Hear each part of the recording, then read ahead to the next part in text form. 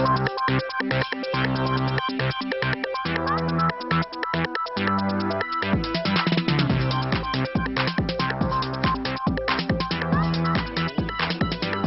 back with Convergence. Professor, alam mo, Jacinto, Apo.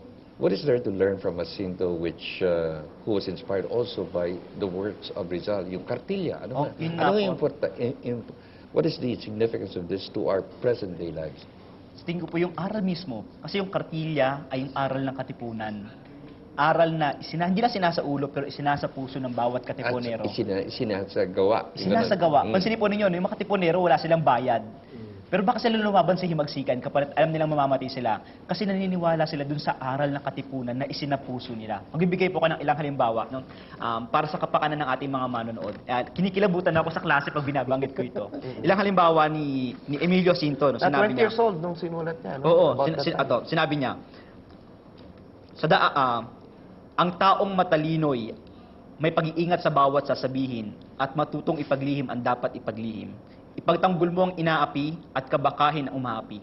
Ito pa, ang tunay na kabanalan ay ang pagkakawang gawa, ang pag-ibig sa kapwa, at ang isukat ang bawat kilos, gawa't pangungusap sa talagang katwiran.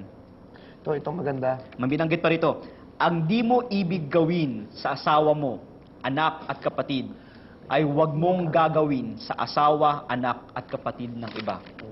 Ang kabuhayang hindi ginugol sa isang malaki at banal na kadahilanan ay kahoy na walang lilid kundi man damong makamandag. You know, with those inspiring words and just looking at the 2010 elections, how should those seeking office, especially the highest office of the land, be? Should a leader be heroic, and is any one of those who seek 2010, the presidency, any one of them having the heroic qualities which, you know, I mean, Jose Rizal and all our revolutionaries had then? Kaya nga, merong kasabihan na there is a hero in every individual. Yeah. At kaya naman ng bawat isa sa atin ang maging bayani at magpakabayani. Kagaya nga ng binanggit kanina ni Jobal, ipakita sa gawa, hindi sa salita. Dahil ang taong bayan, pag nakita naman yan, sumusunod sila. Pagka maganda ang halimbawa. This is my challenge to the next president of the Philippines or the next leaders of this country, whoever that may be, na si Jose Rizal, ang talagang gusto niya, ang nakikita niya ganito, sa Filipinas dentro de 100 años, the Philippines in 100 years, sabi niya, with the new men that will spring from her bosom, tayo yon, and the remembrance of the past, kung alalahanin natin na nakaraan, we will recover our good old qualities which we are losing little by little, and again become lovers of peace, gay, lively, hospitable, and fearless. So ang challenge natin, yung edukasyon.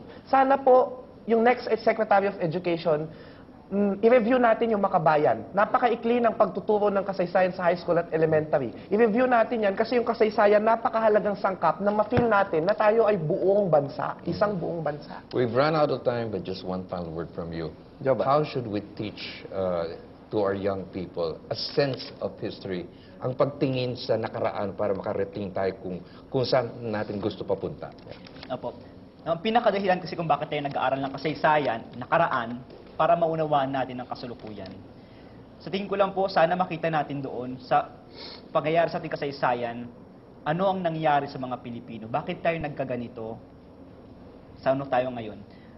At babagsak po tayo dapat sa pagpapahalaga na ang Pilipinas, walang ibang magmamahal sa Pilipinas, kundi tayong mga Pilipino.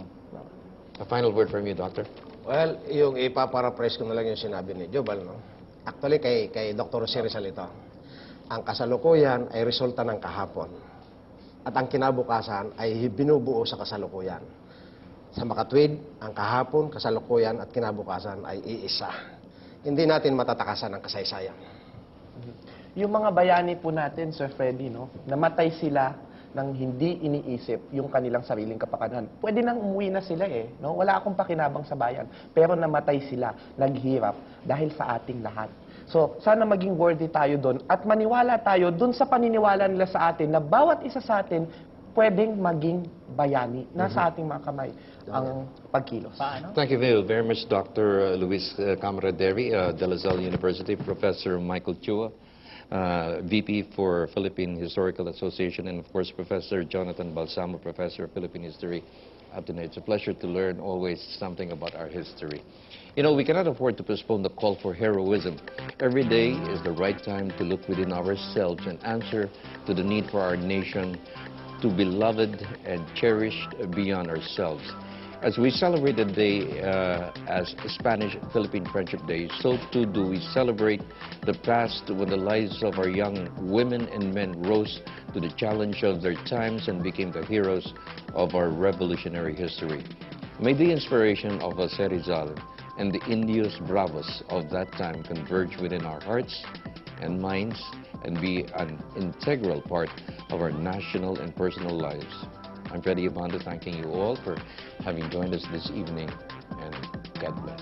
Good night.